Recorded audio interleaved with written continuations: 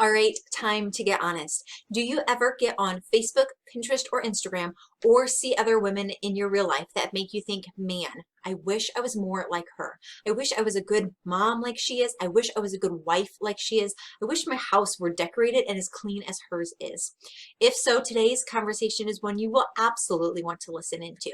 Today, we are speaking with Heather Creekmore, author of the brand new book, The Burden of Better: How a Comparison-Free Life Leads to Joy, Peace, and Rest. In today's interview, we are talking about what is really going on when we compare ourselves to other people. We're talking about why it's so dangerous for us to fall into this comparison trap and how we can be better without having to feel the burden of constantly being better. This is something, I will be honest, that I deal with a lot. And so that's why I was so excited to be able to bring this conversation with you today. I just know that you're going to love it too. So if you ever worry that you're not as good as somebody else, or you ever worry that, man, I should be better at this, and there's always another level of better that you can never seem to reach, today's conversation is for you.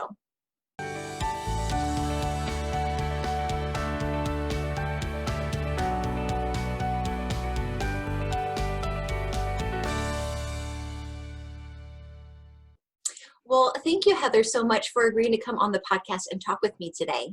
My pleasure, Brittany. I'm so glad to be here.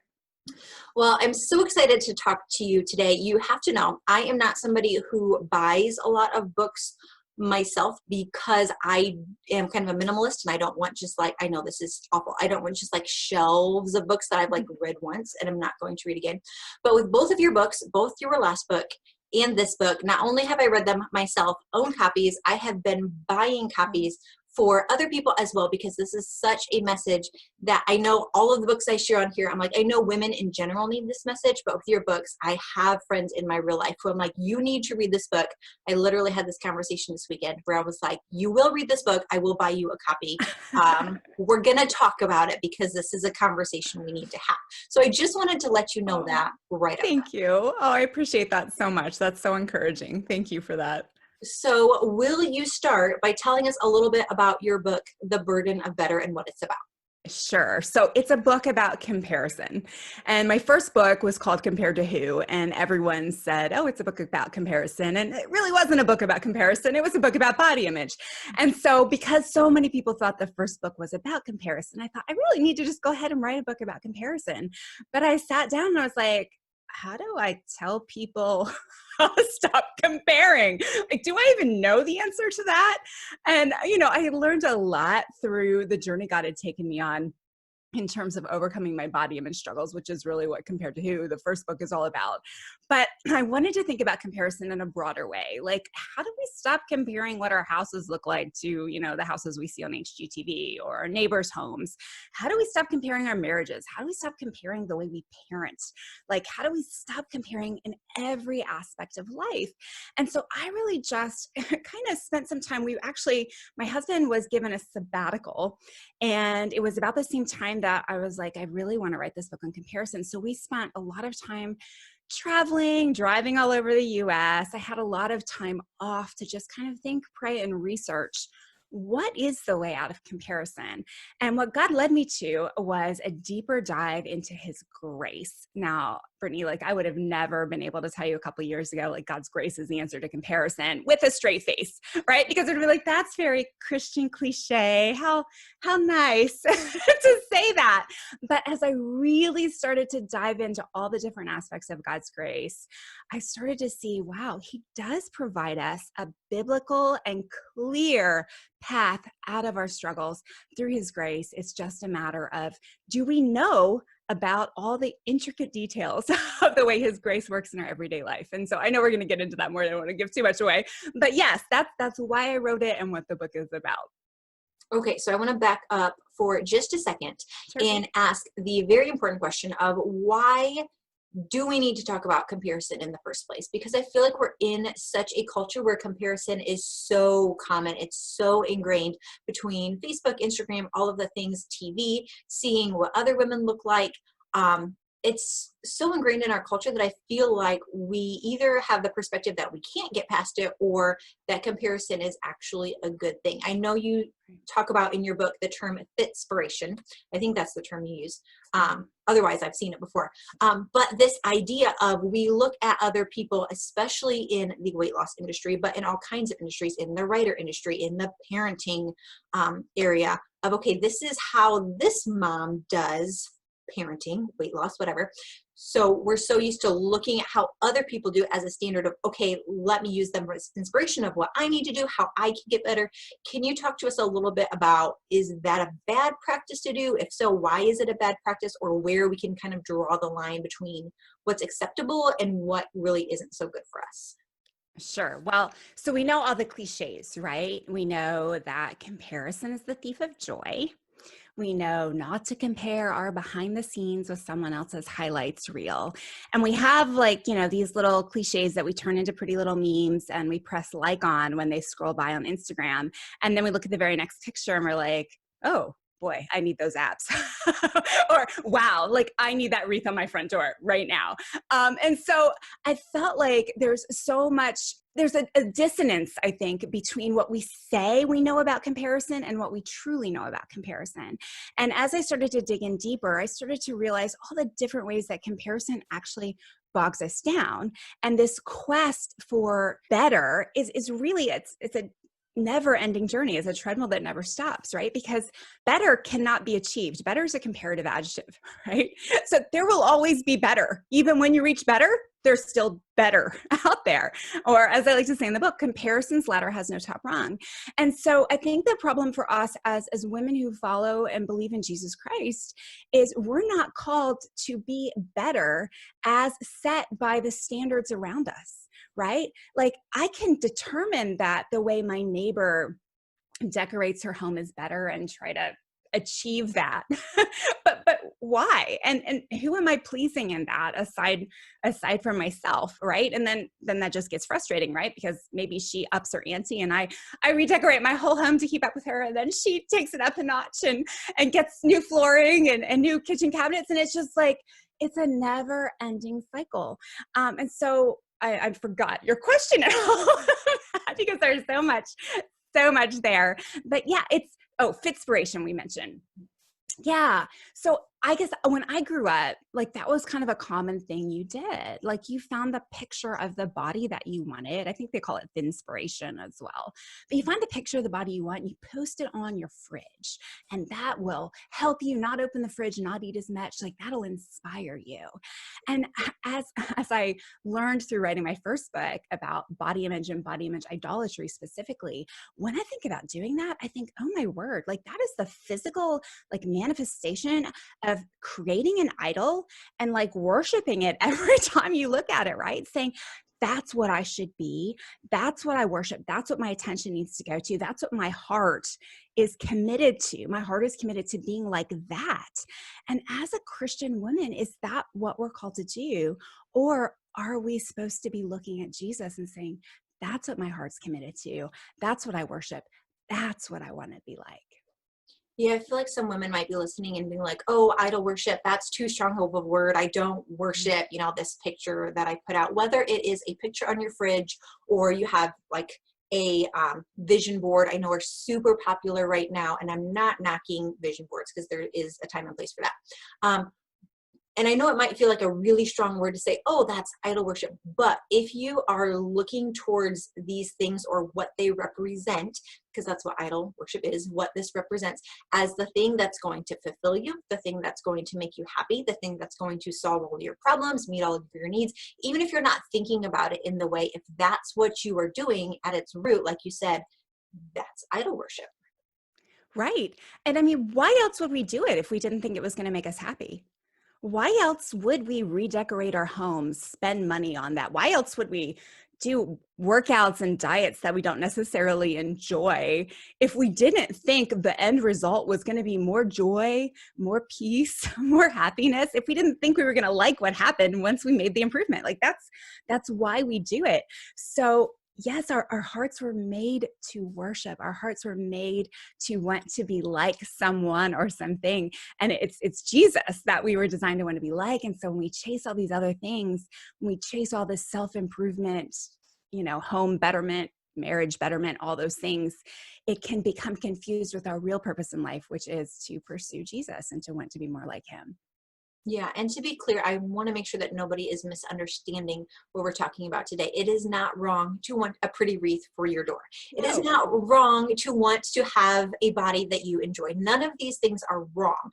The issue is just when we equate our happiness with I will be only happy if I have this thing, and we put it in a place in our life that only God was designed to fill. Right. So I just want to be really clear about that. But I also wanted to mention in the book, you talk about two different things, or I kind of, as I was reading through it, like felt like it was going down two different paths. So the first one was talking about comparing yourself to others. And we see that a lot in our society of how we've given the examples so far, comparing how you are as a mother, how you are as a wife, how you look. But as I was reading through that, I'm like, I don't know. I do, but I don't know if I really compare myself to other people. I'm like reading this is in the car and asking myself like all these questions, like, am I doing this? Like, what's going on? All these questions. And I was asking myself, do I wish I had somebody else's life? Like, if I could, do I wish I had somebody like anybody else that I could be? And I'm like, I really don't. Like, I really would choose my life. But then I got to your part in the book where you talk about not only comparing yourself to other people, but comparing yourself to the idealized version of you. And that's where I was like, oh, shoot, I'm in trouble. So can you tell me and our readers some more about this concept of comparison isn't just comparing to somebody else and what they have, but also can be comparing to a version of your own self? Absolutely. So this is a super fun thing for me to talk about because I do have a lot of women that say the same thing. I don't compare myself to other women. I just want to be the ideal me. Is that so wrong to want to be happy with me? And so as I started digging into what idealism really is, so there's a couple components to this. First of all, I would say back to those idols again. Our ideals are often our idols. Right? It's this imaginary, it's not the physical image that we cut out of out of the magazine and stick on the fridge.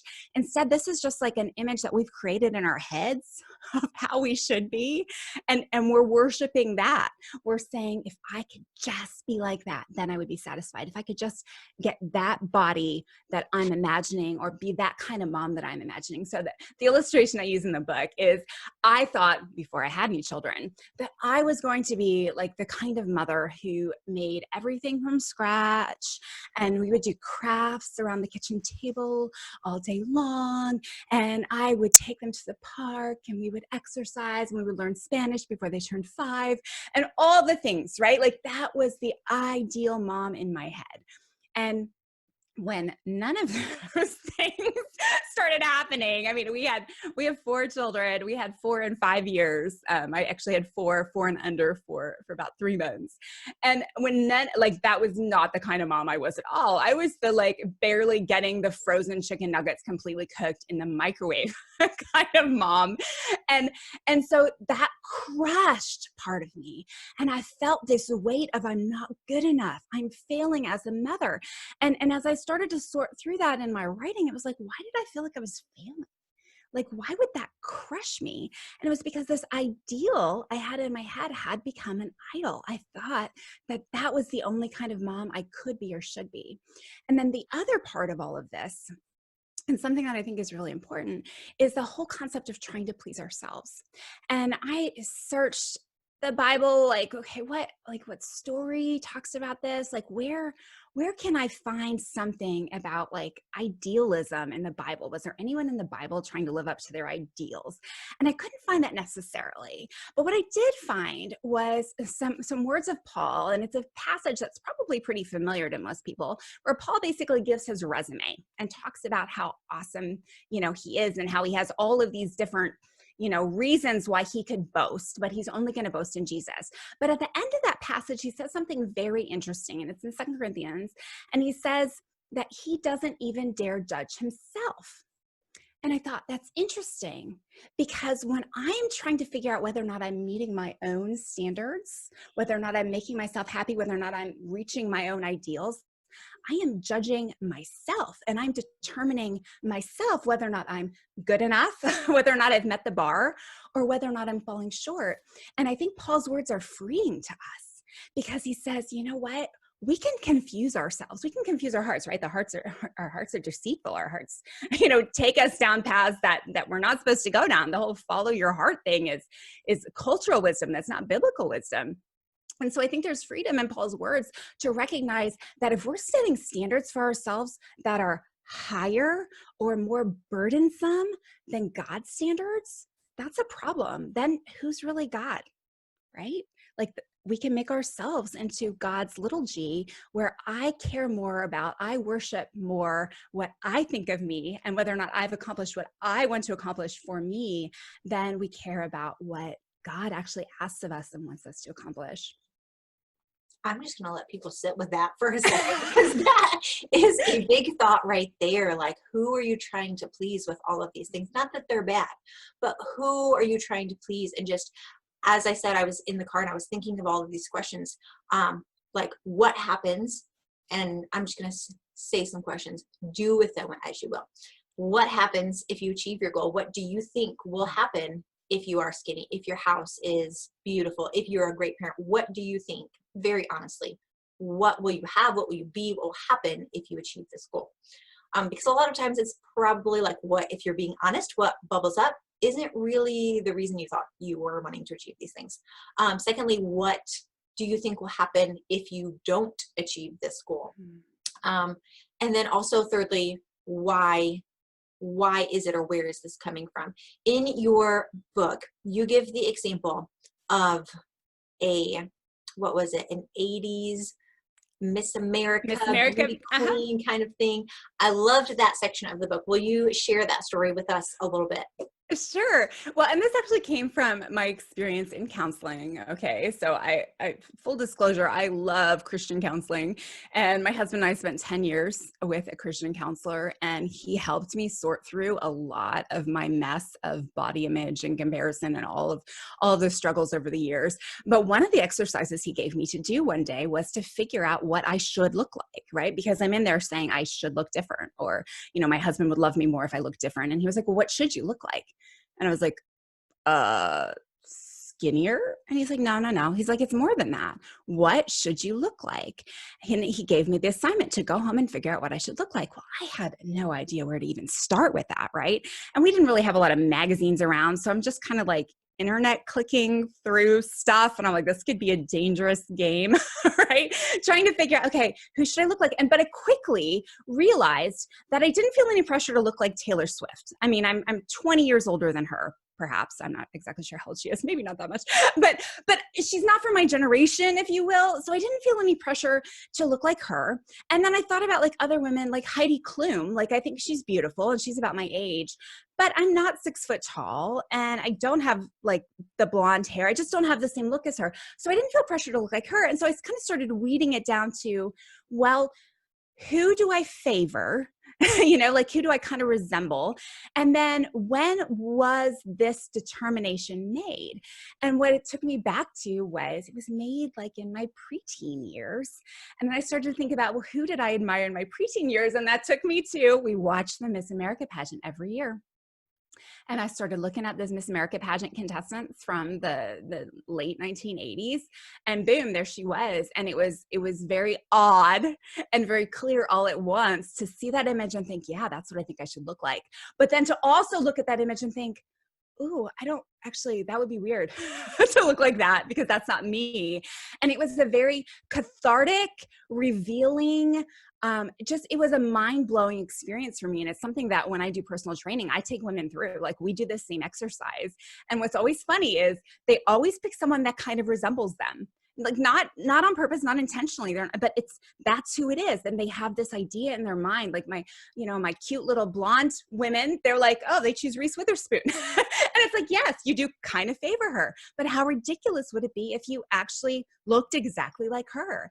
And then they kind of start to, not tear the person apart, because that would not be edifying in any way, but they kind of start to compare at a deeper level where it's like, you know what, I kind of like my nose. I don't know if I like her nose. And it really is a helpful exercise to see that our ideals kind of fool us, right? Maybe our ideals aren't as ideal as we think they are. And then to help just separate that figment of our imagination, that ideal, that idol, from the reality of, you know what, like, this is me, and that's okay. Like, God created me this way on purpose. And the process of just trying to be comfortable with that. Yeah, and I thought that whole experiment, that thought process was really interesting, because as I was going back and asking myself, which I would encourage any listeners or viewers to ask yourselves as well, what are the areas where you find yourself comparing? What are the areas where you feel like you should be better? And as you said, what does that should look like? Because it's so interesting that we're like, I should be better. Okay, but like, what does that mean? Like, just infinitely better? For me, it 100%, it's just infinitely. Like, I've had this conversation with my husband. There is no end goal. It's just more, which feels very selfish, but is very just honest. But to go back and ask ourselves, okay, what are the areas where we do feel this pressure, and what are the areas where we don't feel this pressure? So I've been thinking about, like, one of my sister-in-laws. She's wonderful and amazing. She is a really great teacher, but I'm not really jealous of that, because I don't really want to be a teacher. Like, that's not an area of comparison for me. I went to school to be a teacher, but I on my own was like, no thanks. Very impressed with those of you who can do it. I was just like, no, not for me. And she is very busy at all these other things, and she has things that she's really good at, but I don't feel that comparison with her. And so I'm asking myself, okay, what areas of my life do I feel comparison in? Is it rooted in some kind of insecurity? Where is that coming from? If I feel like I need to be better in this area, who is the person who I, without even realizing it, am feeling like I need to measure up to them? So I just think that there's so much to unpack in here that, I mean, people are not even going to have time to do it as they listen to us talk, but throughout the rest of the day, to go back and just ask yourself some really good questions of, okay, who do you think you should be? What should that look like? Where does that coming from? What is that rooted in? Yeah, that's really good. Well, and the other thing to remember, I think, is, so yes, there's those couple areas, maybe more than a couple areas, where you feel like you compare yourself more, you feel like you should be like someone else. But really what that is, it's very revealing of the way our minds decide what determines our value, right? So somewhere in your mind, you've decided that, like, being a teacher does not determine your value, that's not where your value would come from. Whereas someone else might have it the exact opposite, right? Where they feel like their value comes from being a teacher. And it's interesting, because really, like, kind of transitioning into the second part of my book and Grace, when you start to dig into these areas where we hold on to comparison so tightly, what we find is these are areas in which we're trying to justify ourselves through being better. We want to prove the point that I am valuable, I am worthy, because look at my body, because look at my wreath on my front door, because look at my children. Whatever it is, those are the areas in which we want to prove our value and our worth. And I think what the good news is that God says, you know what, my friend, Jesus already did that for you. So you actually don't have to prove your value and worth through any of these ways we try to self-justify. Like, you are off the hook there. Like, you can just do what I've called you to do, and you can do your best according to my standards, not your standards. And the pressure is off. You can lay down that burden of better, because he's already justified us. We don't have to compete, compare, and come out the best in order to be accepted and loved by him. And that's hilarious when you actually think about it too. And let me explain why I chose hilarious. But because when we have the opportunity to present ourselves to the world and say, I am worthy and I am valuable, and here is why, we could say, because the God of the universe loved me and chose me. And instead we're like, because we have a pretty wreath on my door, that means that I am valuable, because I look like a skeleton because I am so skinny. So, or because I Right. glue papers on like little kids crafts, that makes me so valuable. Right. It just doesn't even make sense. Well, and then it's so subjective, right? Because just like you said, someone might come and say, I'm valuable because of this. And you might be like, I don't really think that makes you valuable at all because that's not what I think is valuable. And so then it's crazy making, right? I mean, just think about how culture standards have changed over the, century with weight expectations, right? So what made one valuable in the early 1900s was having some extra pounds. Right. And now what makes one valuable is not having any extra pounds. And so it's crazy making. You're never going to meet everyone's standard. You're never going to please everyone. And you're never going to please yourself, quite frankly. I mean, I meet women all the time who have the same story I do, where we lost the weight, we got in shape. I mean, I was a fitness instructor. Like, I look back at the pictures of myself from that time period and I'm like, who was that woman? Because that woman was very upset with the way she looked. And I look at those pictures and I'm like, man, like I was pretty toned. I had the weight, the size, the fitness level, and it wasn't satisfying. It didn't bring me contentment. I was still very unhappy and still very insecure about the way I looked. So you're right. It is hilarious that we would try to justify ourselves in those ways. Okay, so I want to ask you, without getting into a super Christianese, like we all just love Jesus Bible study answer, very real talk speaking, how can we use God's word to help us overcome this battle of comparison? Well, I think the simple answer, not Christianese, but throughout the Bible, is gratitude. Right? We need to be thankful. Be thankful at all times. I mean, Paul was thankful, content in all circumstances. And we intentionally didn't use the word content on the cover of this book because we felt like it was too Christianese. Like, contentment just sounds so elusive and like, how will I ever find it? And it's just, it's just a big word that I don't think speaks to a lot of women. But I think being grateful can change your life. There's a phenomenal book called Thanks by Robert Emmon, and he talks about he's a Christian, but it's not necessarily a Christian book. He talks about just the changes that take place in our biochemistry when we're thankful, what happens in our brain when we're thankful. I mean, the science is just now catching up to what the Bible says that being grateful actually does for us. It relieves stress. It alleviates that need to compare. How am I doing compared to her? Because you're so thankful with what you have and where you're at. And I know in a way that being thankful for what you have and where you're at, like that's hard to swallow, right? Because like, ooh, who wants to settle for this, right? When, I mean, I had a postcard, Brittany, on my computer, like from age 20 on, that said, commit yourself to constant improvement. That was my mantra. It was like, why settle for okay when I could just keep improving?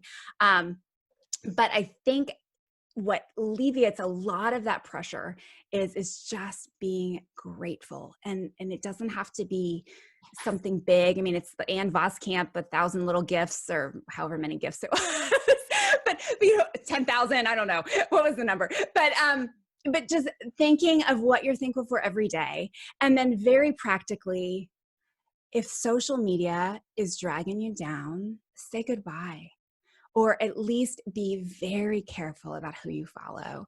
Unfollow, hide people, do whatever you need to do.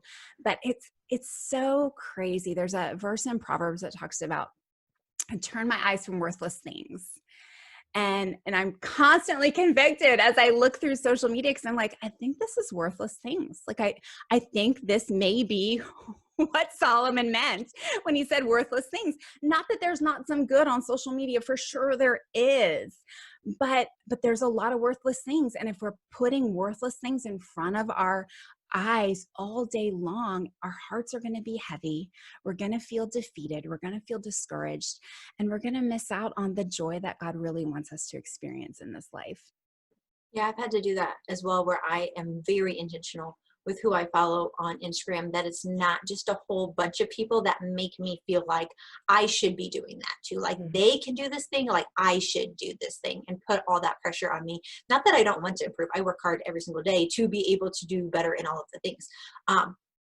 But there's a difference between people who like inspire you and challenge you to be like, yes, let's be the women God created us to be. And hopefully people are finding that here.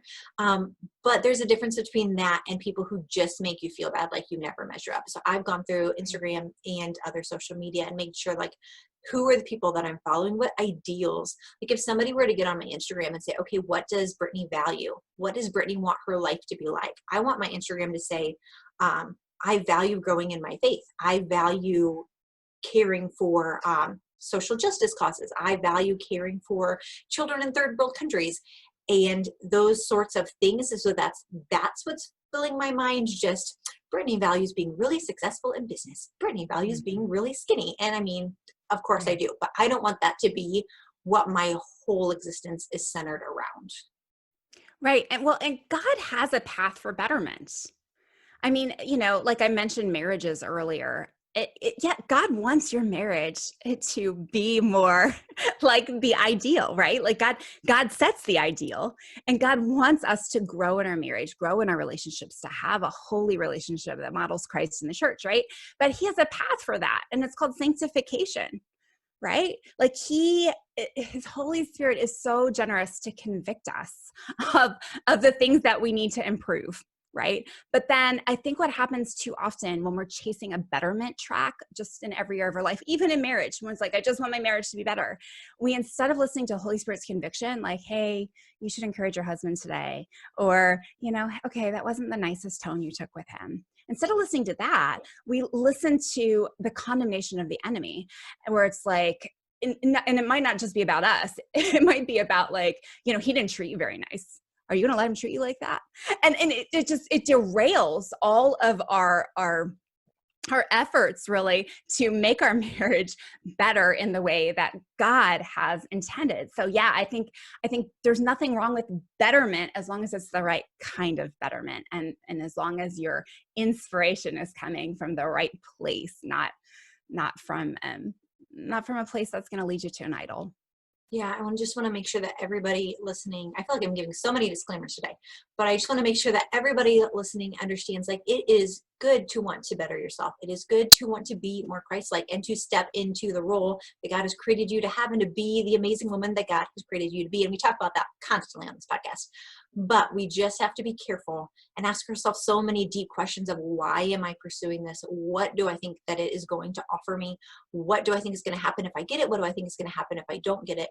Just to make sure that we are not stepping over the line from being the women God created us to be, the way He created us to be, into a dangerous territory where we're just like, I need to be all of the things so that I can feel better about myself. Right. And I think, the one thing that we all long for, and I hope this is good news, is I think we all long for rest. Like, I remember when I was on my, like, constant diets, and, really even early in our marriage, when it was a constant struggle, like, I just, in my mind, that carrot on the stick wasn't really necessarily the next bettering thing, like the next goal weight or the next, I don't know, great date night we had. But the carrot on the stick was rest. Like, I'd like to just be able to sit back and breathe and feel peace in this area of my life. And I think the good news is, when we're chasing a better that's not God's definition of better, we don't feel that rest, right? Like, we feel this constant stress, must do better, must perform, must improve. But when we're chasing is the wrong word, but when we're pursuing the definition of better that I think God lays out in the Bible, we know that our identities are secure. We know we can just rest in Him, and it takes the pressure off. And we can find that rest even before we actually, like, meet the goal or get the thing. We can rest. And if we don't get the thing, or we don't meet the goal, guess what? We can still rest. It's okay. And I feel like that's really good news, I hope, for someone listening or watching today, because that pressure is wearing. It's tiring to keep trying to improve all the things all at the same time. But Jesus's call is to come and rest. His yoke is easy. His burden is light. Well, thank you, Heather, so much for coming on the podcast today to talk with us about this very important topic. My pleasure. Great to be here as always. All right, so that just about does it for today's episode. If you loved our conversation today and you would love to hear more from Heather, I would highly encourage you to check out her brand new book, The Burden of Better: How a Comparison-Free Life Leads to Joy, Peace, and Rest. I am halfway through reading this book right now. I am absolutely loving it, and I know that you are going to love it as well. Also, as always, if you have not signed up for the Equipping Godly Women podcast yet, what are you waiting for? We come back here every other week or so to bring you inspiring and encouraging interviews to help you be the amazing Christian woman that God created you to be. And I really would love for you to join us. So go ahead, subscribe if you haven't already, and I'll talk to you again real soon. All right, bye.